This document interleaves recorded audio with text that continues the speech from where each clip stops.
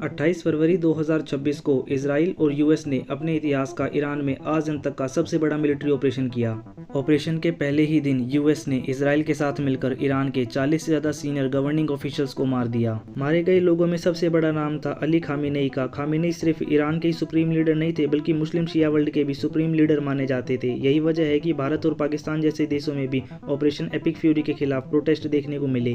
Khamenei अकेले नहीं थे जो पहले ही दिन मारे गए, उनके साथ उनके senior advisor, defence minister, chief of staff, revolutionary guards के कमांडर और भी 40 से ज्यादा कई सीनियर गवर्निंग ऑफिशियल्स को इसराइल और यूएस ने पहले ही दिन मार दिया। यूएस और इसराइल को ये जो ब्रेक थ्रू सक्सेस पहले ही दिन मिली थी ना, इसके बाद ऐसा मान के चला जा रहा था कि ये जो वॉर है अब ज्यादा दिन नहीं चलेगी क्योंकि लीडरशिप को तो आपने खत्म कर दिया। लेकिन हुआ एकदम इसका उल्टा। अभी जब मैं ये वीडियो रिकॉर्ड कर रहा हूँ ना, 2 महीने हो चुके हैं। हालांकि एक सीज फायर साइन हो चुका है जिसको एक बार एक्सटेंड भी किया गया था, लेकिन अभी भी ये वॉर चल रही है। और ये वॉर कब खत्म होगी इसका एक कॉन्क्रीट फाइनल आंसर किसी के पास नहीं है, क्योंकि तीनों ही पार्टीज की जो डिमांड है ना वो बहुत ज्यादा अलग है। ईरान की डिमांड है कि यूएस मिडिल ईस्ट से अपने मिलिट्री बेस खाली कर दे और यहाँ से पीछे हट जाए। ईरान ये भी चाहता है कि यूनाइटेड नेशन की सिक्योरिटी काउंसिल ने, इसके अलावा IAEA ने उसके खिलाफ जो भी आर्थिक प्रतिबंध लगाए हुए हैं उन्हें खत्म किया जाए।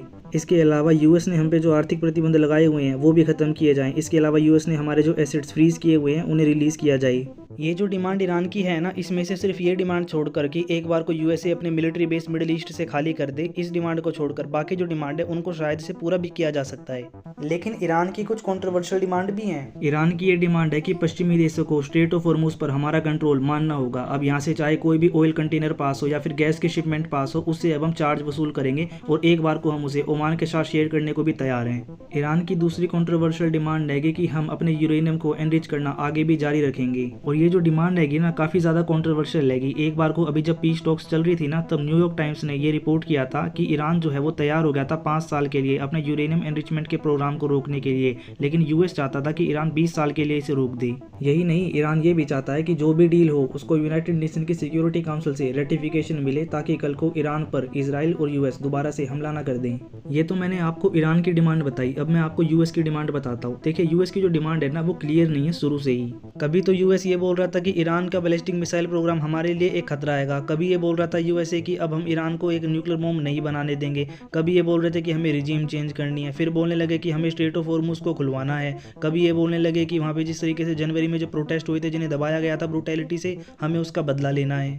यूएस ने दुनिया के आगे जो कुछ भी ये बताया, इस सब में और यूएस के एक्शन में एक तरीके का पैराडॉक्स देखने को मिलता है, एक तरीके का विरोधाभास देखने को मिलता है। क्योंकि ईरान ने अभी तक कोई ICBM नहीं बनाई थी। यूएस में जो क्लासिफाइड रिपोर्ट पब्लिश हुई है उसके अकॉर्डिंग साल 2030 के आसपास तक ईरान ऐसी कोई भी मिसाइल नहीं बनाने वाला था। रहा सवाल स्ट्रेट ऑफ हॉर्मुज के खुले होने का, तो वो तो पहले भी खुला हुआ था। ब्लॉक तो उल्टा अब यूएसए ने किया है। ईरान ने तो ब्लॉकेड के वक्त भी कहा था कि स्ट्रेट ऑफ हॉर्मुज खुला हुआ है सिर्फ उन कंट्रीज के लिए जो कि इसराइल और यूएस को अपना समर्थन नहीं दे रही। इवन हमने देखा भी था चाइना के बहुत सारे शिप्स स्ट्रेट ऑफ हॉर्मुज से पास हुए हैं। इसके अलावा भी जो हाल ही में रिपोर्ट पब्लिश हुई है इसके अकॉर्डिंग रशिया के जो बिलियनेयर रहेंगे उनके भी वहां से यॉट पास हुई है। रहा सवाल रिजीम चेंज का, तो वो तो आपके फेवर में भी नहीं हुई ना, तो इसका फायदा क्या है? उल्टा अब जो पावर में आए हैं वो ज्यादा हार्ड लाइनर रहेंगे। अब अली खामेनेई को देख लो जिन्होंने साल 2003 में फतवा निकाला था न्यूक्लियर बॉम्ब के खिलाफ और ये साफ साफ कहा था कि इस्लाम में इसके लिए कोई जगह नहीं है। हालांकि ये पूरी तरीके से सच नहीं है, क्योंकि अगर ऐसा होता तो फिर ईरान 90% तक यूरेनियम को एनरिच न करता। जो भी है, ईरान में जो रिजीम चेंज करने का प्लान था ना ये पूरी तरीके से कोलैप्स कर गया, क्योंकि 28 फरवरी की सुबह जो स्ट्राइक की गई थी ना उसमें मॉडरेट्स भी मारे गए थे और जो बच गए इसराइल और यूएस ने उनको बाद में टारगेट किया, जैसे अली लारिजानी। जिन्हें नहीं पता, अली लारिजानी ने ही साल 2015 में अमेरिका के साथ न्यूक्लियर डील को साइन करवाने में क्रिटिकल रोल प्ले किया था। जो भी है, ये तो यूएसए की प्लानिंग थी। अब मैं आपको इसराइल की प्लानिंग बताता हूँ। इसराइल में इस समय नेतन्याहू पावर में आएंगे और नेतन्याहू 1996 से पावर में है। बीच में 1-2 बार गए थे लेकिन दोबारा आ गई और तभी से उनका साफ साफ कहना है कि ईरान परमाणु बम बनाने के 2 महीने दूर है, 3 महीने दूर है, हमें जल्दी से एक्शन लेना होगा। और इसके लिए नेतन्याहू ने लंबे समय से यूएस प्रेसिडेंट के ऊपर दबाव बनाया है, फिर चाहे वो ओबामा हो या फिर जो बाइडेन हो। लेकिन अब जाकर नेतन्याहू को यूएस में अपना एक ऐसा प्रेसिडेंट दोस्त मिला है जो उनका पूरी तरीके से पपिट है, उनका पूरा कहा मान रहा है। यही वजह है कि ये वॉर शुरू हुई लेकिन एक ना एक दिन खत्म भी होगी। हमने देखा वर्ल्ड वॉर भी शुरू हुई, वो भी एक दिन खत्म हुई थी। इससे पहले जो गल्फ वॉर हुई थी वो भी खत्म हुई थी। लेकिन ये वॉर खत्म कैसे हो गई, यही देखना सबसे ज्यादा इंटरेस्टिंग हैगा। नाउ कुछ कंट्रीज हैं जो मीडिएशन करवाती हैं, या यूं कहूं कि मीडिएशन के लिए भी काफी ज्यादा फेमस हैं, जैसे कतर, ओमान, स्विट्जरलैंड। और इस केस में स्विट्जरलैंड को छोड़कर कतर और ओमान दोनों ही इस वॉर के पार्टिसिपेंट हैंगे, तो कायदे से इनको आगे आना चाहिए था मीडिएशन के लिए, लेकिन इस बार ऐसा हो नहीं रहा। इसलिए जो मोर्चा है ना, इस बार वो पाकिस्तान ने संभाला है और यही प्रॉब्लमेटिक है, क्योंकि मीडिएशन ऐसे देश में होने चाहिए जो दोनों ही देशों का या तो दोस्त हो या फिर दोनों में से किसी का दोस्त ना हो, ताकि किसी भी तरीके का भेदभाव ना हो सके। लेकिन पाकिस्तान भेदभाव कर रहा है, और पाकिस्तान ऐसा क्यों कर रहा है ना, इसका मैं आपको रीज़न बताता हूँ। सबसे पहला रीज़न है पाकिस्तान ये मीडिएशन इसलिए करवा रहा है ताकि इंडिया के कंपैरिजन में अपना जो ग्लोबल स्टेचर है ना, उसको इंप्रूव कर सके। और इस सब के लिए पाकिस्तान इतना ज़्यादा फ्रस्ट्रेट है ना कि वो एक ऐसी कंट्री की वॉर के लिए मीडिएशन करवा रहा है जिसको वो ठीक से रिकॉग्नाइज तक नहीं करता। अगर आप पाकिस्तान के पासपोर्ट को देखोगे ना, तो उस पर भी एक क्लियर कट मेंशन है कि ये पासपोर्ट इजराइल को छोड़कर दुनिया के सभी देशों के लिए वैलिड है। चलो जो भी है, पाकिस्तान पीस टॉक्स कम से कम करवा तो रहा था, अच्छी बात है, लेकिन उसमें भी पाकिस्तान ने कई गलतियां करी। सबसे बड़ी गलती तो पीस टॉक्स का जो ड्राफ्ट बना था ना, उसी में हो गई। पाकिस्तान ने ना ईरान से 2 ड्राफ्ट बनवाए, एक पर्शियन में और दूसरा इंग्लिश में। पर्शियन ड्राफ्ट में ये लिखवाया था कि हिजबुल्लाह और इजराइल की जो जंग चल रही है ना लेबनान में, वो रुक जाएगी, और इंग्लिश वाले ड्राफ्ट में ये वाली बात नहीं लिखवाई। इसलिए जब एक बार को सीज फायर साइन हो गया और अगले ही दिन इजराइल ने हिजबुल्लाह पर हमले किए ना, तो ईरान ने आरोप लगाया कि इजराइल ने सीज फायर का उल्लंघन किया है। लेकिन इजराइल और यूएस ने साफ मना कर दिया, क्योंकि उनके पास जो इंग्लिश का ड्राफ्ट था उसमें हिजबुल्लाह का मेंशन नहीं था। इसके बाद जब ईरान ने पाकिस्तान को क्रिटिसाइज किया कि आप इजराइल की आलोचना नहीं कर रहे, तो पाकिस्तान के जो डबल स्टैंडर्ड है ना, वो पूरी दुनिया ने देख लिए। दूसरा रीजन है पाकिस्तान और सऊदी अरेबिया का एक defence pact. By the way, इस टॉपिक पर मैं एक डेडिकेटेड वीडियो पहले भी बना चुका हूँ। इसमें यह मेंशन किया हुआ है ना कि अगर सऊदी अरेबिया पर हमला होता है तो पाकिस्तान को अपनी आर्मी सऊदी अरेबिया के लिए डिफेंस में भेजनी पड़ेगी, और सेम अगर पाकिस्तान पर हमला होता है तो सऊदी अरेबिया को अपनी आर्मी पाकिस्तान में भेजनी पड़ेगी। और पाकिस्तान की जो आवाम है ना, वो इसके सख्त खिलाफ है। एक बार को तो वो इस बात के भी सख्त खिलाफ है कि पाकिस्तान अपनी आर्मी गाजा में क्यों भेज रहा है। लेकिन आसिम मुनीर को और शहबाज शरीफ को इससे कोई फर्क नहीं पड़ता। ट्रंप को खुश करने के लिए वो सब कर रहे हैं जो वो कर सकते हैं, बल्कि पाकिस्तान जितना कर सकता है ना, उससे ज्यादा ही कर रहा है। इंडिया के साथ भी वॉर को रुकवाने का जो क्रेडिट है ना, वो भी ट्रंप को दे दिया। इवन नोबेल पीस प्राइज के लिए ट्रंप को नॉमिनेट तक कर दिया। सब छोड़ो, पाकिस्तान ने ट्रंप को यहाँ तक कन्वेंस कर लिया कि जो रेयर अर्थ मिनरल्स आपको यूक्रेन में नहीं मिले ना, वो हम आपको बलूचिस्तान से निकाल कर देंगे। इवन ट्रंप की तेल को लेकर जो चाहत आएगी ना, पाकिस्तान को अच्छे से पता है, इसलिए उन्होंने ये झूठ भी बोल दिया कि हमारे पास बलूचिस्तान में ऑयल है, और अगर आप सब कुछ अच्छा रहा ना, तो इसे निकाल कर भारत को बेचना।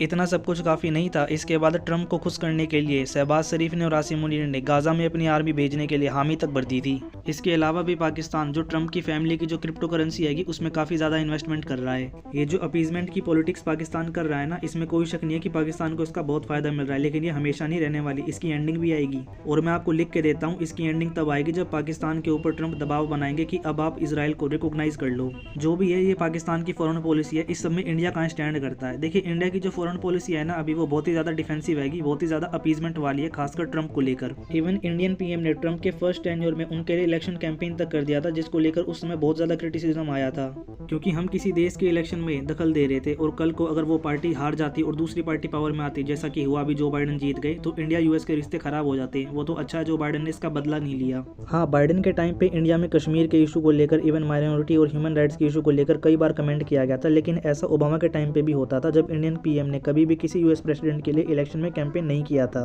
ऑल्दो इंडियन पीएम ने इस बार ट्रंप के लिए इलेक्शन कैंपेन नहीं किया, लेकिन अभी भी हमारी जो फॉरेन पॉलिसी है ना, वो बहुत ज्यादा डिफेंडिंग है।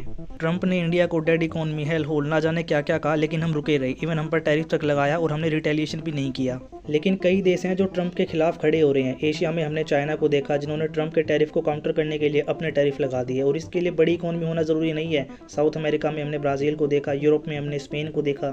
लेकिन मेन स्ट्रीम मीडिया ने और इंडियन गवर्नमेंट ने फिलहाल के लिए एक ही पॉलिसी बना रखी है, ईट 5 star, do nothing, still win. और एक हद तक ये ठीक भी है। ट्रंप के टैरिफ के केस में हमने देखा इंडिया ने कोई रिटेलिएशन नहीं की, हमने वेट किया। यूएस के सुप्रीम कोर्ट ने ट्रंप के टैरिफ को वैसे ही अनलॉफुल बता के खारिज कर दिया। और इस बीच हमने यूएसए के साथ कोई ट्रेड डील भी साइन नहीं करी थी, जैसे कि यूके ने की थी, क्योंकि यूके के ऊपर पहले ज्यादा टैरिफ लगे थे, उसके बाद उन्होंने कम टैरिफ के साथ ट्रेड डील साइन कर ली, और बाद में वो टैरिफ भी हट गए, और अब जो नए टैरिफ लगे हैं वो ट्रेड डील में जो टैरिफ की लिमिट सेट की गई थी उससे कम है। हालांकि मैं मानता हूँ इंडिया की फॉरेन पॉलिसी इस लिहाज से ठीक है कि ट्रंप ज्यादा से ज्यादा कितने साल पावर में रहेंगे, 2.5 साल और पावर में रहेंगे, इसके बाद दोबारा प्रेसिडेंट तो बनने नहीं है। कल को चाहे फिर रिपब्लिकन पावर में आए या डेमोक्रेट पावर में आए, तब नए सिरे से देखेंगे इंडिया यूएस के रिलेशन को कैसे बिल्ड करना है। लेकिन तब क्या, जब साल 2028 में यूएस में इलेक्शन होंगे और फिर से एक ऐसा प्रेसिडेंट चुन लिया जाता है जो रिपब्लिकन ही हैगा, लेकिन साथ में एंटी इंडियन भी हैगा, तब तो हमारे लिए और भी ज़रा दिक्कत हो जाएगी। क्योंकि जनरली मान के चला जाता था जो डेमोक्रेट्स होते थे ना, वो जनरली पाकिस्तान को फेवर करते थे, और जो रिपब्लिकन होते थे वो इंडिया को जरा सपोर्ट किया करते थे। और ऐसे में तो अब साफ साफ दिखाई दे रहा है कि रिपब्लिकन भी डेमोक्रेट्स की राह पर आगे बढ़ रहे हैं। तब फिर तो हमें साल 2032 तक रुकना होगा अगले यूएस इलेक्शन के लिए, और तब तक तो एक बार को चाइना ताइवान की इन्वेजन भी कर चुका होगा, इसलिए यूएस को जो इंडिया की नीड है उस समय तक कम हो चुकी होगी। और ये मैं बढ़ा चढ़ाकर नहीं कह रहा, यूएस के जो पॉलिटिशियन है वो ये बात साफ साफ कह चुके हैं कि हम इंडिया को एक राइवल मानते हैं, हम कभी नहीं चाहेंगे कि चाइना की तरह इंडिया हमारी बराबरी कर ले। ये जरूरी नहीं है कि जो मैं आपको बता रहा हूँ ऐसा ही हो, उल्टा मैं जो मानता हूँ ना वो ये है कि साल 2026 में जब नवंबर में मिड टर्म के इलेक्शन होंगे और अभी जैसा कि लग रहा है ट्रंप ये इलेक्शन हार जाएंगे, तब आप देखना ट्रंप के बिहेवियर में बहुत ज्यादा बदलाव आएगा। लेकिन हम नवंबर तक वेट नहीं कर सकते कि ट्रंप का मूड कैसा रहेगा, बदलेगा कि नहीं बदलेगा, क्योंकि इजराइल ईरान और यूएस की ये जो वॉर है ना, ये इंडिया की इकोनॉमी के ऊपर नेगेटिव इंपैक्ट डाल रही है, क्योंकि इंडिया का आज भी बहुत सारा ऑयल और नेचुरल गैस मिडिल ईस्ट से ही आती है। इसके अलावा IMEC कॉरिडोर, इसके अलावा चाबहार, इंडिया का बहुत कुछ दाव पे लगा हुआ है। टैरिफ के मामले में तो चलो मैं मानता हूँ कि एक बार को हमें लाल आंखें दिखाने चाहिए थे, लेकिन हमने नहीं दिखाई। लेकिन इस केस में हमें ना तो ट्रंप को आंखें दिखानी है ना ही पीठ दिखानी है, सिंपल सी एक टेबल अरेंज करनी है। लेकिन फिर यहाँ पर ये बहाना बनाना कि देखिए भारत का पाकिस्तान के साथ कश्मीर को लेकर इशू है और जिसको हम बायलैटरली सॉल्व करना चाहते हैं, जो कि ठीक है, जिसका मैं समर्थन करता हूँ, लेकिन फिर इस तर्क को इस तरीके से यूज करना कि इस वजह से हम दो देशों के बीच में जो वोट चल रही है हमारा मीडिएशन नहीं करवा रहे, बड़ा बचकाना सा लगता है। अब यूएस को ही देख लो, कनाडा के साथ उनका एक बॉर्डर डिस्प्यूट है, लेकिन इसके बाद भी उन्होंने अजरबैजान और आर्मेनिया के बीच में पीस ट्रीटी साइन करवाई थी। अब आप ओमान को देख लो, खाड़ी देशों के साथ और यूएस के साथ उसके अच्छे रिश्ते हैंगे और ये बात ईरान को पता है, लेकिन वॉर शुरू होने से पहले जब ओमान पीस टॉक्स करवा रहा था यूएस और ईरान के बीच में, तो ईरान भी वहां आ रहा था। अब आप जिनेवा को ही देख लो, EU और नाटो दोनों का ही पार्ट नहीं है, लेकिन दोनों का ही एक्टिव मेंबर हैगा और ये बात रशिया को अच्छे से पता है। इसके बाद भी रशिया यूक्रेन की वॉर में रशिया कई बार जिनेवा आया है और सीज फायर साइन करके गया है। चलो ठीक है, हमें Qatar, UAE, Oman, Switzerland, Pakistan किसी के जैसा नहीं बनना, लेकिन हम चाइना की तरह बन के पीस टॉक्स अरेंज तो करवा सकते हैं। आप में से शायद से बहुत से लोगों को नहीं पता होगा, लेकिन एक्चुअली में जो ईरान पाकिस्तान में पीस टॉक्स के लिए आया था ना, वो एंड तक तैयार नहीं था आने के लिए। वो तो चाइना ने फोन करके समझाया ईरान को, इसके बाद वो पाकिस्तान में आने के लिए तैयार हुआ। और चाइना ने इस सब के बाद भी अपना नाम सामने नहीं आने दिया और ना ही जो समिट है वो बीजिंग में होस्ट करवाया।